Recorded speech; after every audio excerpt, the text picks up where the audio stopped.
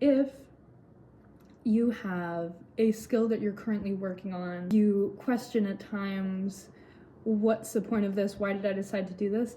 I think a beautiful way of thinking about it is, I will have this skill, and it might not always be as good as I might have it now. It might be way better in the future, whatever it may be, but I will always have this skill. I mean, I like this angle. I like this glow. I think it's a cool glow. Topic 1 is about recovering a sense of safety. I am actively curating a sense of safety and posting online and feeling a lot of made up inner critics fade away, and thinking about people I don't know anymore, and in thinking about people I've yet to meet judging me. These people don't exist. I know that I'm curating a sense of safety for myself in my modes of expression. I know that I'm finding ways to feel more comfortable in creating art. Okay. I have a very thick book here because I plan on committing and sticking with morning pages for a long time. I think after a week of doing this, I've realized that it takes a lot of time to get 3 pages, at least in the way I'm quantifying it like this. And on the first page, I feel that I'm really caught up in my emotions. By the second pages, I'm working through that emotion. And by the third page, I feel like I've released it. So it's not to say that 3 pages is too many. In fact, I think it's the perfect amount. It's just, there's an inner dialogue going on while I'm doing this, and like, wow, I'm taking up a lot of time. Often it'll take me an hour to work through this, but that's the point of a 12-week program. I'm doing my reading, I'm doing my tasks, and I'm doing my writing, and it's going to take time because it's part of the recovery. I worked on affirmations, major influences throughout my life, blurts. I went back to blurts because I realized they were coming up throughout the day after I did the exercise, and I hadn't quite captured all of them. And I think this is something that I will continue to incorporate beyond the other tasks that had been brought up in week 1. The blurts were really something that was necessary to address. And there's one thing about addressing it in the mind, which, you know, CBT, cognitive reframing, is beneficial, and something that earlier in my life was really difficult to implement. Now I find to be a lot easier, but putting it on paper really takes away the identity of the problem thought or the limiting critical thought. That, to explain, in The Artist's Way, she describes blurts as your negative self-talk coming to the front, especially when you're trying to solidify this new identity as an artist. I wrote down blurts today, actually, in week 2, that were reflective of what came up to me in week 1 after I initially wrote down my affirmations. I didn't even write down my blurts at first when I wrote down my affirmations, and I see now why it's important. These are things that have accumulated in my life in association to the inner artist and my expression and my creativity that were coming up and really nagging at me. Blurts were, 1, my business will fail. I'm a failure in entrepreneurial endeavors. And this came from having a business when I was younger that, although successful for years, especially relative to my age, I ultimately did not continue with that business. And it weighed really heavily on me that business I considered a failure, even though I don't consider it a failure anymore. In fact, I look back on that part of my life as something that was a great success of mine at the time, and in it ending led to something even greater in that I got to go back to university after. Yet, there is a critical side of me that now when I look at new entrepreneurial endeavors, I see failure. And I see a limited short-term, small-scale success until a business burnout, so to speak. In my affirmation, I said to myself, I am a successful business owner and I am successful in my entrepreneurial endeavors, which was hard in and of itself to write, but I went on to write 6 blurts. So the second is that I said, I don't know how to manage my money. I will lose my savings or I will not make money. In my affirmation, I wrote down, I am stable and confident in managing my money, keeping consistent savings, and I am successful in making more money from my art and my business. Again, this is tied to that business failure ideology and generally just growing up in an environment where I saw the people around me, my family in particular, have a difficult relationship with money. I had inherited that idea that when I came into money, it easily evaporated from my grasp and spent it on things that were not long-term investments in my future or did not stay in my savings. So again, I am stable. I am stable in my finances. I am confident in managing my money. I am successful in making money from my art and my business. This is something I discussed last week in how I wanted to develop a inner confidence. My art was not just for myself. My art was to make impact with others. And as a result, I would be able to sustain my living through my expression. In affirmations that I created a couple months ago, said that I make money through expressing myself and expressing my emotions. And that's something I've really been focusing on, affirming to myself consistently. Anytime I look at that calendar, I can look and see that the affirmations are there. Number 3 blurt is, I won't stay committed to this art expression and posting my art journey, my art and my journey online. One has come up probably the most in this past week. As a beginner of YouTube, of posting to TikTok, of having an Instagram account solely dedicated to my oil paintings. Generally, this practice that I'm sticking to, painting nearly every day, is a difficult reality to let sink in. Like, I've already been committed to this for several months, and I see this incorporated into my daily life. Now, I do see changes in my environment coming soon. Just as last year, there were many changes in my environment. I expect there to be a significant change in my environment this year.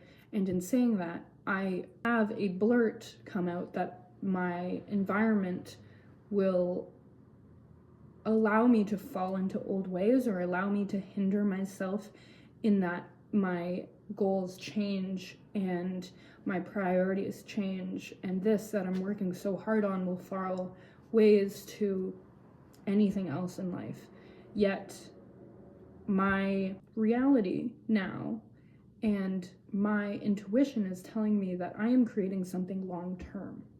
My affirmation is, I am and I will stay committed to my art expression and posting my art journey online this year and years to come.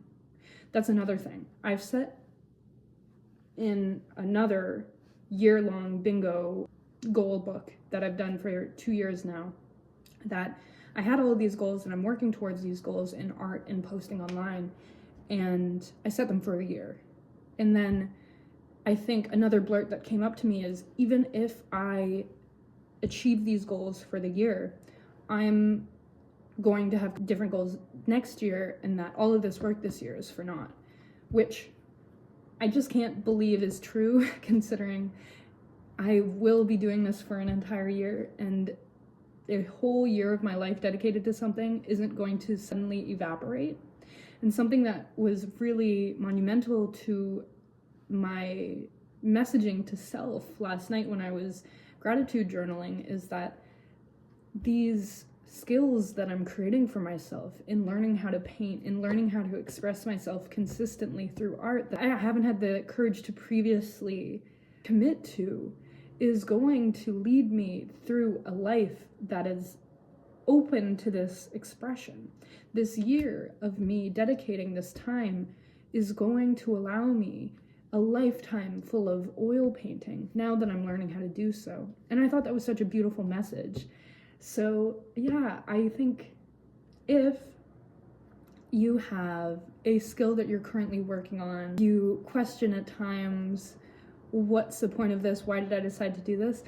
I think a beautiful way of thinking about it is, I will have this skill, and it might not always be as good as I might have it now. It might be way better in the future, whatever it may be, but I will always have this skill in the future. When we learned to ride a bike as a kid and we stopped riding a bike for 10 years, we don't suddenly learn how to ride a bike. It might feel a bit more uncomfortable when we return to it because of the time that's passed, but that skill will always be somewhere inside of us. And I think that is so beautiful. I think that's so inspiring. And I think it's really motivating for me right now that I am doing something for my future self. The same goes for all of the other habits that I'm incorporating. This daily gratitude that I'm really being intentional on isn't a skill that I just cultivated this year, is one that I've been working on over the past 5-6 years. Currently, my exercise and health journey is something that I am gifting my future self for years to come. So yeah, it makes me really happy, and I think you can tell a difference in my demeanor when I start thinking about this gift to the future self. So with that being said, my next blurt is that no one cares and my voice isn't important and doesn't matter. I think in starting to post online without immediate feedback, it can be discouraging that no one's listening, no one's watching, but ultimately these videos right now are for myself. And I want to look back and see that I decided to do this for myself, and right now I'm practicing the skill that will one day become something greater. In the same way that when I was in first year of my university and I was practicing the skill of writing and reading papers, I wasn't very good at it. I could convince myself that I was doing okay, like my grades could show whatever, but in reality, when I look back, I was like, oh gosh, this is worlds different than when I graduated, and I could see my progress and the difference.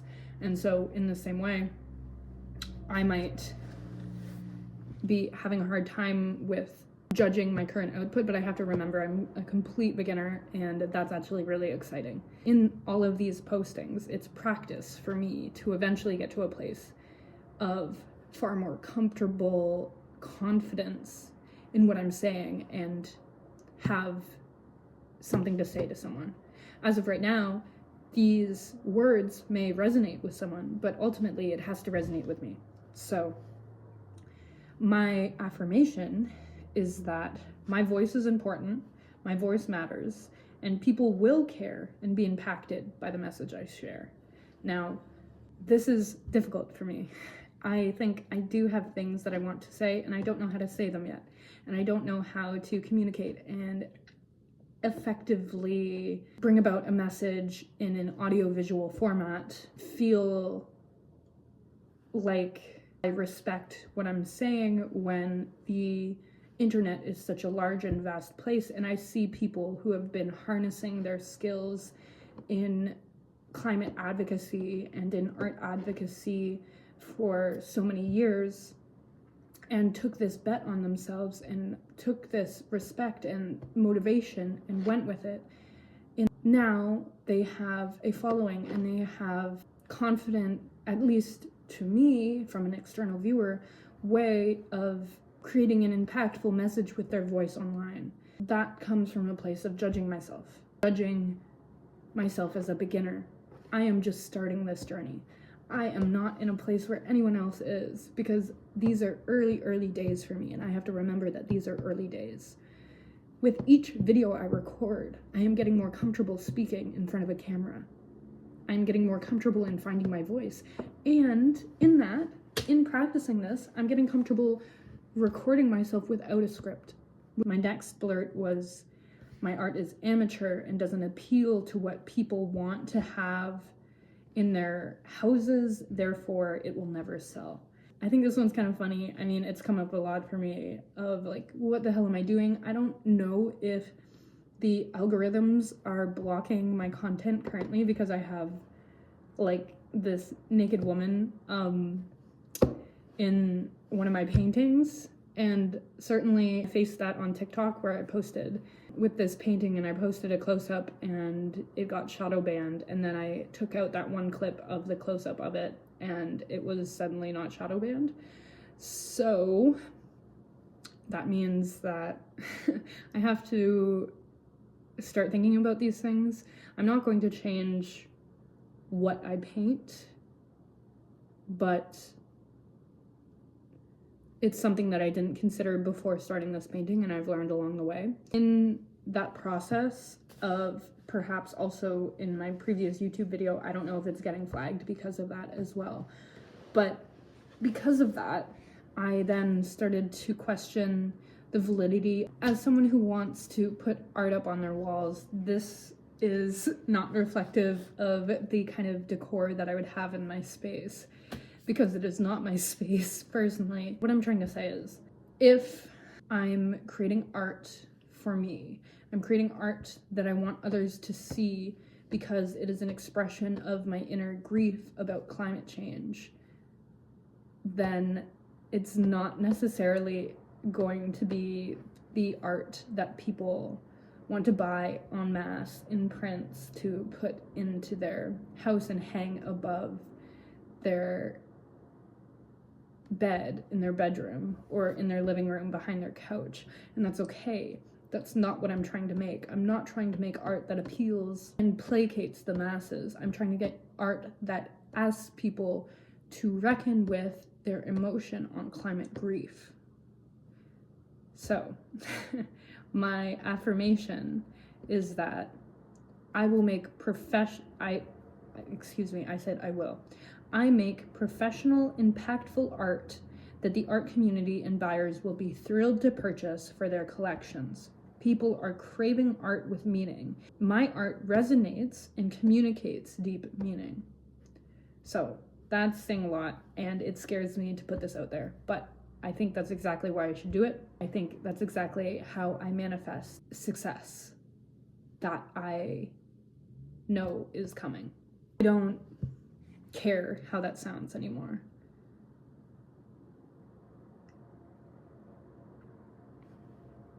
My last blurt is, I am not working hard enough, putting in enough hours. As I spoke on briefly in my last video, I think some days it's been really hard to show up to the page. In particular, finish art. So this is a blurt that's been coming up a lot of criticism. And instead of my thesis around this work, in that I am constantly congratulating and rooting for myself throughout this journey, I have been falling into more criticism around not doing enough. That goes back to perfectionism. I think I don't need to elaborate that much more on this. I mean, I've been putting in effort every single day, and I know that that effort will pay off in time, even if it's not a miraculously long number of hours. Even when I'm comparing myself to someone who says, oh, I love painting for 12 hours straight. There's nothing else in the world and my flow is so perfect. I need to think of myself holistically here. I have been dedicating my life to changing my identity right now. And in changing my identity, it takes a lot of effort. So I need to give myself credit for that. And so my affirmation is, I'm putting in 100% effort and working hard to make my visions a reality. Other week 1 check-ins. I did my morning pages every day pretty consistently up until the weekend. I had plans on the weekend. I was not in my studio. I was away visiting friends. And so I tried in my commute to do it on the bus, and that was not as satisfying. I think now I took my morning pages over to a different area where I have my morning coffee and had this differentiation of space where it doesn't feel like work. Like I had this like morning ritual of sitting in a different chair in front of a window with trees and having my morning coffee, and I really like that. And so I realized I think I could have done this on the bus. I did bring my book when I was traveling, and I wrote for a bit in a library. I didn't get to 3 pages, but I got somewhere. And in fact, in getting some of the early morning stuff out on my phone and then sitting down later when I was thinking about it more in the afternoon, I got out some really interesting considerations on my future endeavors and impact of message and things that I've been deliberating on for a while but haven't necessarily wrote down on paper. So that was very interesting. I had planned 2 artist dates for the week. I got to 1. The second, I had planned to go on a really long walk. I do like a 10-12K walk, but I, again, was traveling, so I didn't get to that. My other artist date that happened more naturally, I took myself to the library to take out some Orwell books. Right now I'm reading Animal Farm. That's been a big payoff throughout the week, that like I'm reading again, and I'm reading fictional stories that really do something for the brain. I loved reading as a child, so that's been a ongoing payoff that I went to find these books at the library. Within my artist date, I got to appreciating houses because I love architecture so much. Miles unrelated from the current artwork that I'm working on, but was a huge project of mine in the past couple of years of documenting houses and gentrification through the changes of really old historical homes. Just thinking about that again, because sometimes in my walks I'm so caught up in my head trying to curate a certain feeling the way that I'm like trying to dance and listen to music and be in the moment, that I haven't been allowing myself to do something else that I really enjoyed doing, which is like taking a slower walk, appreciating architecture, taking some photos of architecture along the way. And doing that made me really happy, restored a part of me that had been kind of lost to the current moment. So that was really nice. The artist date was impromptu. I only needed 1 a week, but it's something to look back to in the week as well. Issues in recovery. One quote that I loved and I think really resonates with me right now is, "Audacity, not talent, that moves the artist to center stage." I love that. That's exactly what I'm trying to curate with this page. The perfection, it's not the talent that's going to get me anywhere, it's the audacity to do so. That just hit so hard and made such a difference. It also made me, in Your Enemy Within, Core Negative Beliefs, it made me reconcile with some things that were fears I didn't really recognize as fears before, particularly within identity and within choosing this life and how that may relate to other aspects of my interpersonal relationships. So that was really interesting to consider, because sometimes the biggest fears we have are also our biggest dreams. Yeah, sometimes our biggest fears are also our biggest dreams. And it's not always that my biggest fear is that I'm going to fall ill and die. It's that I'm going to be healthy and have this beautiful life. My vision of that life is something that really scares me. Just accepting some of the particulars around that vision that scare me. I may not allow myself fully to indulge in the idea of in the past, or at least right now. But it's not about the external world, it's about me and my creation. And so if I keep doing this, I know eventually it'll pay off, but right now, like, I need to keep cultivating that belief in myself before I see it pay off, so to speak. I think if I focus more on the payoff in myself, in being proud of what I'm doing and enjoying the process and being excited about the process, then the rest will come naturally, and I don't want to harbor on that too much. There's my laundry timer, so that might be all I'm saying for today. See you next week.